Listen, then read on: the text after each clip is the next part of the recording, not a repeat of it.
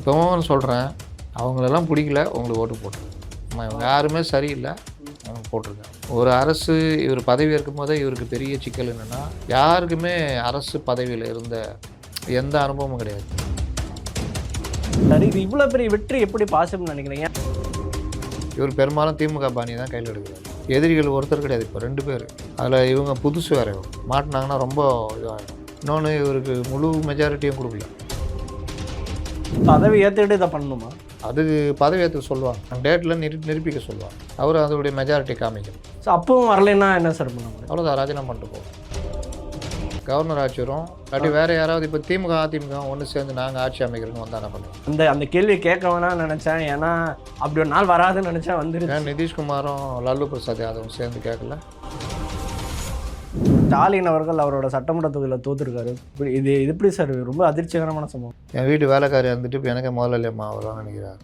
அந்த மாதிரி அவர்கிட்ட மாவட்ட செயலாளர் இருந்தவர் வேறு யார்கிட்டையாவது நின்று தோற்றுருந்தா கூட பரவாயில்ல. அதனால் அது வந்து 2வது அவமானம்.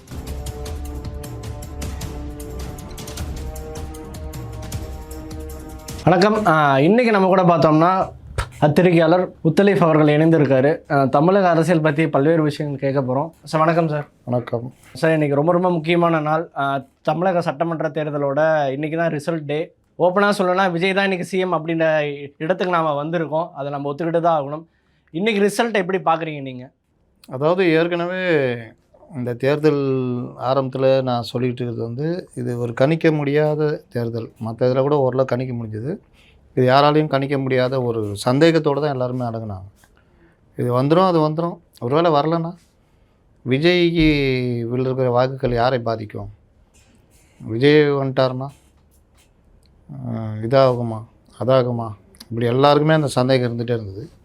எனக்கு என்னென்னா, விஜய் வாக்குகளை பிரிப்பார். அவர் பிரிக்கிற வாக்குகள் பெரும்பாலும் திமுகவுடைய கோர் ஓட்டாக இருக்கும். ஏடிஎம்கே என்டிஏ வந்து எதிர்கட்சின்றதுனால பெரும்பாலும் அந்த வாக்குகள் பிரிய வாய்ப்பு இல்லை. இந்த பக்கம்தான் அதிகமாக வாக்குகளை பிரிப்பார். இன்னொன்று அவருடைய பிரச்சார தொய்வு, இதெல்லாம் வந்து ஆட்சி அமைப்பார் அப்படின்ற நம்பிக்கை வந்து பொதுவான மக்கள்கிட்ட இருக்காது.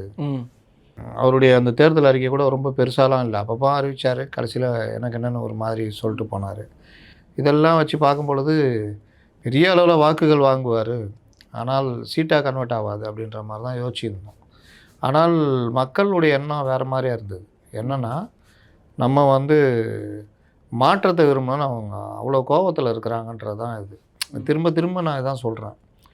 என்ன வேணால் பண்ணிக்கலாம், தேர்தல் நேரத்தில் ஓட்டுக்கு இவ்வளோன்னு பணம் கொடுத்துடலாம், பொருள் கொடுத்துடலாம், மிரட்டலாம், ஷோ காட்டலாம், எல்லாம் நல்லா இருக்குதுன்னு சொல்லிக்கலாம். இப்போ சென்னையுடைய நிலைமை எப்படி இருக்குதுன்னு தெரியும். சென்னை சொர்க்கபுரியாக இருக்குது அப்படின்னு இந்த இவர் அண்டா செந்தியில் பேசினார், ஞாபகம் இருக்குதா? அமெரிக்காவுடைய நகரங்களே சென்னையை பார்த்து கற்றுக்கணும், அந்த அளவுக்கு இருக்குது சென்னை அப்படி இப்படின்னு. அப்போ இந்த மாதிரி பேச்சுகள், இந்த மாதிரி அப்புறம் ஆதரவு பத்திரிகையாளர்களை வச்சுட்டு பேச வைக்கிறது, சேனல்களில் தொடர்ச்சியாக அரசுக்கு ஆதரவாகவே பேச வச்சு அரசுக்கு எதிரான விஷயங்களை வரவிடாமல் பண்ணுறது, இந்த மாதிரி ஒரு பக்கம். இன்னொரு பக்கம் தொடர்ச்சியாக எதிர்கட்சிகள் வலுவில்லாத ஒரு நிலைமை, எதிர்கட்சி தலைவரையும் இவர்கள் ரொம்ப டேமேஜ் பண்ணது, இது எல்லாமே பொதுமக்கள் மத்தியில் பார்த்திங்கன்னா ஒரு மாதிரி அருவருப்புத்தன்மை தான் பொதுமக்களுக்கு உண்டாகும். அப்போ அவங்க மாற்றம் வேணும்னு நினைக்கிறப்போ இவர் வந்து கட்சி தொடங்கிட்டு நான் வர்றேன்ட்டு வர்றாரு. அப்படி வரும்பொழுது அது அவர்கள் பெருசாக அவர்கிட்ட எதிர்பார்க்குறாங்க. அரசியல் ரீதியாக அவருடைய விஷயங்கள் பேசுகிறதோ மற்ற எதுவுமே இல்லை, புசியானதுட்டையுமே இல்லை, யார்கிட்டையுமே கிடையாது. ஆனாலும் ஏதோ ஒரு விஷயம் அந்த மக்களை வந்து நம்ம இவருக்கு தான் வாக்களிக்கணும்னு தோணிருக்குது. எது வேணால் இல்லாட்டி போட்டோம், புதுசாக வராங்க ஏதாவது செய்வாங்க அப்படின்ற எதிர்பார்ப்பு இவர்களுக்கு பெரியவாரின் வாக்குகள் கொடுத்துருக்கு. இந்த எதிர்பார்ப்பை அவர்கள் தங்களுக்கு கிடைச்ச மிகப்பெரிய அங்கீகாரமாக நினச்சிட்டாங்கன்னா சிக்கலாகிடும். இப்போவும் சொல்கிறேன், அவங்களெல்லாம் பிடிக்கல, உங்களுக்கு ஓட்டு போட்டிருக்கேன். யாருமே சரியில்லை, அவங்க போட்டிருக்கேன். ஒரு வாய்ப்பு கொடுத்து பார்ப்போம், புதியவர்கள் இளையவர்கள் ஏதாவது நல்லா செய்வாங்க, அப்படி தான் கொடுத்துருக்காங்க. நீங்களும் அதே பாணியில் போனீங்கன்னா அது வந்து ரொம்ப கஷ்டமாயிடும். ஓகே. ஒரு அரசு இவர் பதவி இருக்கும் போதே இவருக்கு பெரிய சிக்கல் என்னென்னா, யாருக்குமே அரசு பதவியில் இருந்த எந்த அனுபவமும் கிடையாது. அரசு பதவியில் இருந்துட்டு மறுபடியும் அனுபவசாலியாக வர்றாங்கன்னா அவங்களும் வந்து பார்த்திங்கன்னா மோசமான இதுக்கு தான் போகிறாங்க. அப்போ இந்த மாதிரி விஷயங்கள்லாம் ஜனங்க சரி அனுபவம் இருந்தால் என்ன இல்லாட்டி நான் நேர்மையாக இருப்பாங்க அப்படின்னு கொடுக்குறாங்க. அந்த நேர்மையை பாதுகாக்கணும், அது ரொம்ப முக்கியம். 2வது அதிகாரிகள் வந்து இவர்களுடைய அனுபவமின்மையை பயன்படுத்த பார்ப்பாங்க. அதுதான் ஸ்டாலினுக்கும் நடந்தது. அவர்கிட்ட தான் 58 வருஷம் அனுபவம் இருந்தாலும் அவரை பொறுத்த வரைக்கும் அப்பாவுடைய நிழல்லே வளர்ந்ததுனால அவர் எல்லாத்தையுமே அதிகாரிகள்கிட்ட ஒப்படைச்சிட்டு அவங்க சொல்கிறத கேட்டுருந்தார். அது ஒரு மைனஸ். அதே மைனஸை இவரும் பண்ணிட்டாருன்னா சிக்கலாகிடும். 3வது கடன் சுமை, அப்போ அதை தீர்க்கிறது.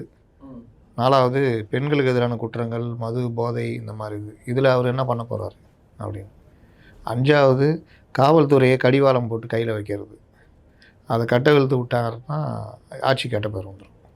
6வது கட்சி ஊழியர்கள், கட்சி நிர்வாகிகள் எனக்கு என்னென்னு ஆளாமல் பார்த்துக்கணும். பதவி வரும்போது பணிவு வர வேண்டும், துணிவு வர வேண்டும் தோழான்னுவாங்க.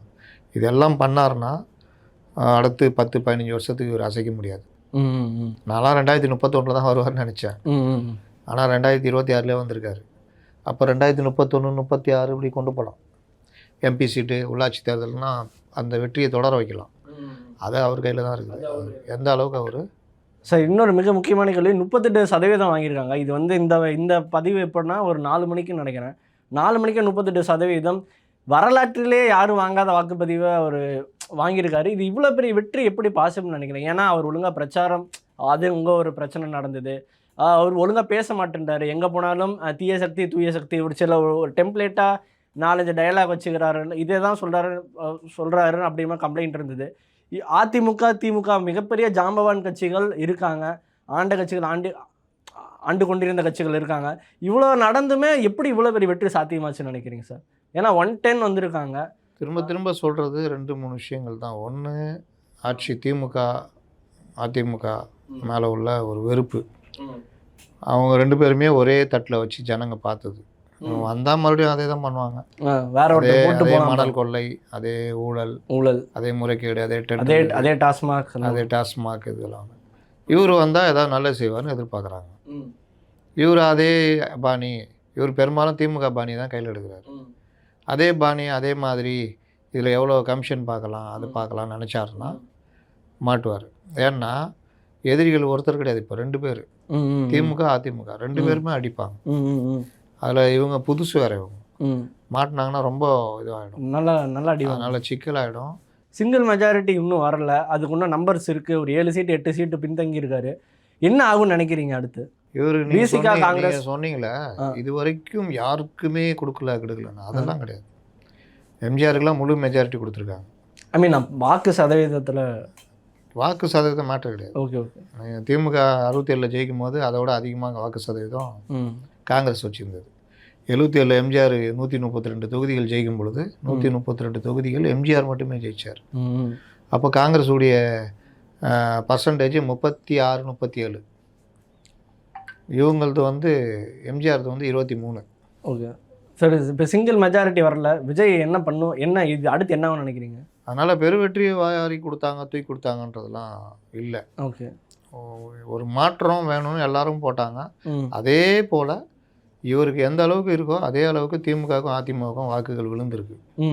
அது ஒரு மும்முனை போட்டி அப்படின்லாம் வரும்பொழுது நாம் தமிழர் கட்சியும் ஓரளவு வாக்குகளை பிரிக்கும் பொழுது இது அவர்கள் வெற்றி ரொம்ப மார்ஜினில் தான் ரொம்ப தொகுதிகளில் ஜெயிச்சிருக்காங்க.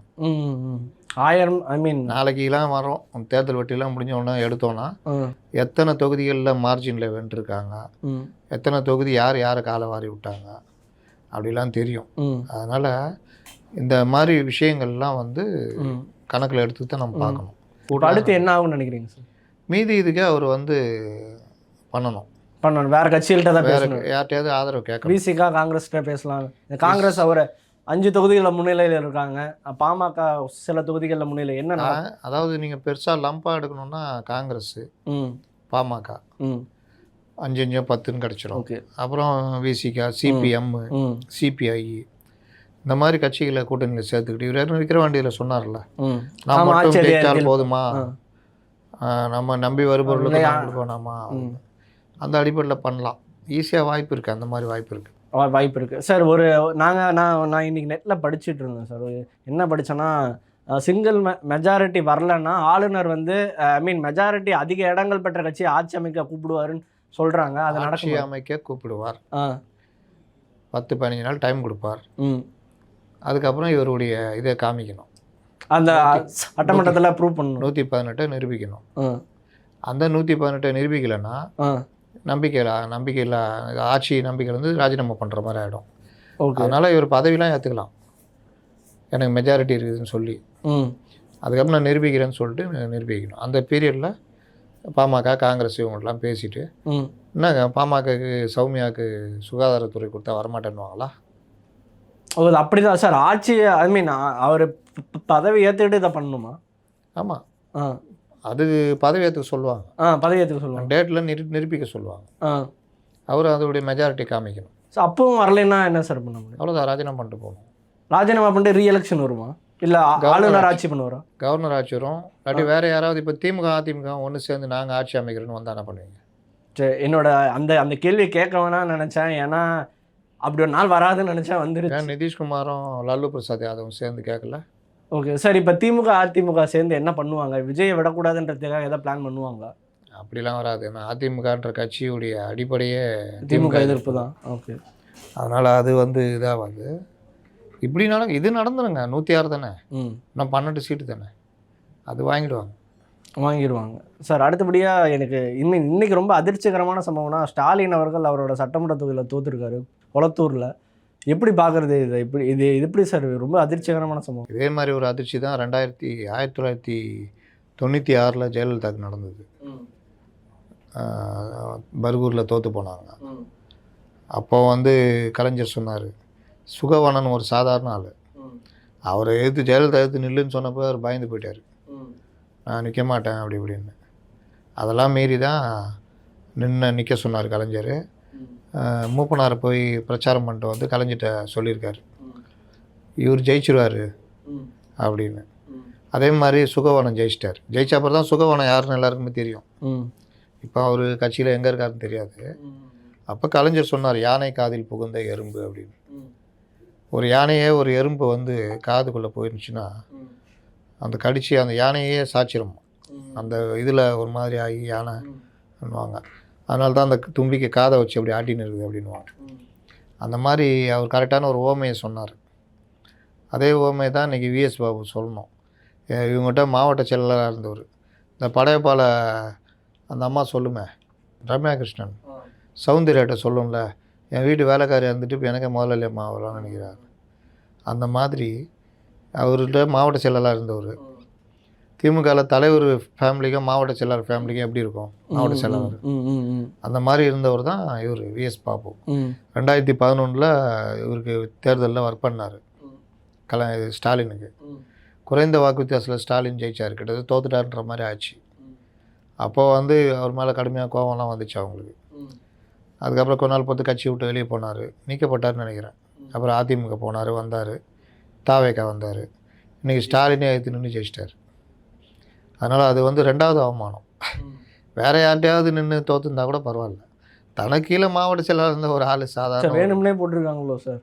வேணும்னா போடுறாங்களா வேணும்னு போடுறாங்களோ, வேட்பாளர் தானே அவரும் மனிதர் தானே. இவங்கள பொறுத்த வரைக்கும் சொல்கிறேன் விஷயம். சார், இன்றைக்கி திமுகவோட தோல்வியை நீங்கள் எப்படி சார் பார்க்குறீங்க? ஏன்னா மத்தியானம் வரைக்குமே நான் பார்த்து வரைக்கும் 3ஆம் இடத்துல இருந்தாங்க. ஆஃப்டர்நூன் மேலே தான் ரொம்ப கஷ்டப்பட்டு 2வது இடத்துக்கு வந்த மாதிரி இருந்துச்சு. இது திமுகவுடைய தோல்வியெலாம் எனக்கு ஆச்சரியமாக நான் ஆரம்பத்தில் சொல்லிட்டு இருக்கேன். ஆட்சி மாற்றம் வரும், திமுக ஆட்சி இழக்கும், 3வது இடத்துக்கு போவார்கள், விஜய் பிரிக்கிற வாக்குகள் என்டிஏக்கு சாதகமாக போகும்னு சொல்லிட்டு இருந்தேன். அது இன்றைக்கி விஜய் 2 பேர் வாக்கையும் பிரிச்சுட்ருக்காரு. பிரித்து 3 முனை போட்டியாக மாறிச்சு. அதாவது ஒரு சைடு பிரித்து அவர் இருப்பார், மீதி இருக்கிறவட்ட கொஞ்சோண்டு பிரிப்பார், அவர் மேலே இருப்பார்னு நினச்சோம். 2 பக்கமும் 15% பிரித்த உடனே 3 பேரும் இப்படி ஆகிட்டாங்க. அதில் யார் ஜாஸ்தி கம்மியோ அவங்க ஜெயிச்சாங்க. சார், இன்றைக்கி இன்னொரு மிக முக்கியமான கேள்வி என்னென்னா, மெட்ராஸில் மொத்தம் 16 தொகுதிகள் இருக்குது. சென்னையில் 16ல் 2 மட்டும் தான் வின் பண்ணியிருக்காங்க திமுக. அப்புறம் ஹார்பர் தொகுதி 1, அப்புறம் உதயநிதி வின் பண்ணியிருக்காரு. 14மே தாவேகா வசம்கிட்ட போயிருக்கு. இது இது இது இது இந்த இந்த ட்விஸ்ட் யாருமே எதிர்பார்த்துருக்க மாட்டாங்க. சென்னை வந்து டிஎம்கே கோட்டைன்னு சொல்லுவாங்க. நான் எதிர்பார்த்தேங்க. நீங்கள் எதிர்பார்த்தீங்க? கோட்டையில் ஓட்டை விழுன்னு நான் பல நாளாக பேசிகிட்டு இருக்கிறேன். ம். ஏன்னா நகர்ப்புறங்கள்லேயும் சென்னை போன்ற இடங்கள்லேயும் தான் அவருக்கு வேல்யூ இருந்தது ஜாஸ்தி. அப்போ அவர் வந்து பிரிக்கிற வாக்குகள் அதிமுக ஒரு 7 இடம் வரும், விஜய் ஒரு 2 இடம் ஜெயிப்பார், 2-3 இடம் ஜெயிப்பார்னு நான் சொன்னேன். வில்லிவாக்கம், எழும்பூர், துறைமுகம், இது பெரம்பூர் அவர் நிற்கிறது. இந்த 4ல் பெரம்பூர் ஜெயிச்சிருவார். மற்ற 3 வந்து எப்படின்னு சொல்ல முடியாது. அதே மாதிரி சேப்பாக்கம் திருவள்ளியில் கூட கடுமையாக வேலை செஞ்சுருக்காங்க அப்படின்லாம், 2வது இடம் கூட வரலாம் அப்படின்லாம் நான் பேசியிருக்கேன். அது லாஸ்ட்டில் பார்த்தா அதிமுக என்ன கொடுக்குது, நாங்களே எடுத்துக்கிறோன்ட்டு எல்லா தொகுதியும் அவங்களே எடுத்துக்கிட்டாங்க. அதில் சேகர் பாபு தப்பி பொழைச்சிருக்காரு. இது வந்து கோட்டை, சேப்பாக்கம் திருவள்ளின்றது கோட்டை, எந்த புயல்லையும் தாங்கி பிடிக்கும். இந்த புயல் இது ஒன்றும் பெரும் புயல் கிடையாது. அதனால் இவர் முதல்ல பின்தங்கி இருந்தார், அப்புறம் முன்னணிக்கு வந்துட்டார். சார் அடுத்தபடியாக அதிமுக கூட்டணி ஒரு மிகப்பெரிய எதிர்பார்ப்பு இருந்த ஒரு கூட்டணி, ஆட்சியை பிடிப்பாங்கன்ற மாதிரி எக்ஸிட் போல்லே 2-3 சர்வே சாதகமாக வந்திருந்தது. எங்கே மிஸ் ஆச்சுன்னு நினைக்கிறீங்க? தாவேகா கிடைச்ச ஓட்டு தான் அவங்களுக்கு மிஸ் ஆச்சு. தாவேகாவுடைய ஓட்டு வாக்குகளை யாரும் கணிக்கலை. அந்த ஆள் ஒரு 120ன்னு சொன்னார்ல, அதெல்லாம் சும்மா ஒரு ஏஐயில் போட்டு எடுத்து எதை சொல்லிட்டாரு. யாரும் பெருசாலாம் கணிக்கலை. நீங்கள் கருத்து கணிப்பில் பாருங்கள், யாருமே தாவேகா ஜெயிக்கும்னு சொல்ல மாட்டாங்க. ஏன்னா பொதுவாகவே எல்லாருமே நினச்சது ஓரளவுக்கு வாங்குவார், ஒரு 20% 25% வாங்குவார் முதல் தடவை என்பதால். அது வந்து அவருக்கு சீட்டாக கன்வெர்ட் ஆகாதுன்றதான் எல்லாருமே கணிச்சாங்க. அதில் கொஞ்சம் 2 சைடும் ஏடிஎம்கே டிஎம்கே தொகுதிகளை பிரிச்சுக்குவாங்க. ஆனால் இந்த அளவுக்கு வாக்குகள் வரும்னு யாரும் நினைக்கல, வந்திருக்குது. அதனால பொதுமக்கள் கொடுத்த ஓட்டு இருக்குல்ல, அது நீ ஓட்டுக்கு பணம் கொடு, கொலுசு கொடு, நகை கொடு, பட்டு புடவை கொடு, நீ என்ன வேணால் கொடு, நான் வாங்கிக்கிறேன், ஆனால் நான் யாருக்கு போடுவேன் அப்படின்னு தீர்மானித்து போட்டாங்க. எனக்கு தெரிஞ்சு தாவேகா பெருமளவில் எங்கேயுமே காசு கொடுக்கல. ஒரு சில இடங்களில் கொடுத்துருக்கலாம், கொடுத்தார்கள். ஆனால் பெரும்பாலும் காசு கொடுக்க பல பேர்ட்ட காசே கிடையாது. அவங்க வேலை செஞ்சதே ரொம்ப கஷ்டப்பட்டது தான். அதனால் இன்னும் சில பேர்லாம் நான் ஏன் உனக்கு தரணும், தொண்டர்களுக்கு வர்றவனுக்கு சாப்பாடுக்கு போட்டு போகணும், அது கூட செய்யலை, நான் ஏன் உனக்கு பண்ணணும் அப்படின்ற மாதிரிலாம் எழுச்சியாக வந்து வேலை செஞ்சதெல்லாம் இருக்குது. அதனால் ஓட்டுக்கு பணன்றது வந்து 90% தாவேகா கொடுக்கல. ஒரு 10% கொஞ்சம் பேர் கொடுத்துருப்பாங்க. அந்த ஓட்டு இதுலேயே பழகினவங்க இருக்காங்களா, அவங்க சில பேர்லாம் கொடுத்தாங்க, ஓட்டுக்கு இவ்வளோலாம் கொடுத்தாங்க. சில மேலே இருக்கவங்களாம் கூட கொடுத்தாங்க. ஆனால் பெரும்பாலும் ஜனங்க எப்படி பார்த்துட்டாங்க, யார் வேணால் கொடுங்க, நான் யாருக்கு போடணுமோ அதான் போடுவேன். அதனால் திமுகவோ அதிமுகவோ ஓட்டுக்கு பணம் கொடுத்தது ஜனங்க நல்லா வாங்கிக்கிட்டாங்க. ஆனால் தான் யாருக்கு போடணுன்றதை தீர்மானித்து போட்டாங்க.